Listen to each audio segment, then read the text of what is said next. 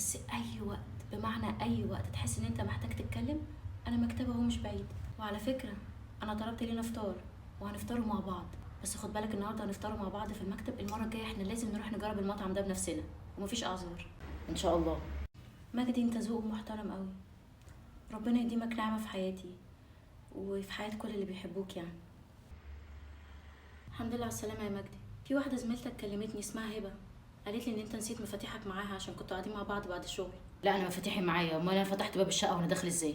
معرفش انت اتعصبت ليه، انا بقولك اللي هي قالتهولي عشان كده جيت اسالك. انا مش متعصب، انا برد على سؤالك.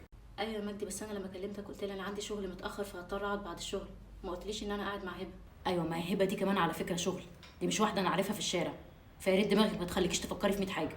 لا انا ما فكرتش في 100 حاجه ولا حاجه، انا كنت قاعده لقيت هبه كلمتني فجيت اسالك، خصوصا ان انا مستغربه هي جابت رقمي منين. لا ما اعرفش جابت رقمك منين، واعتقد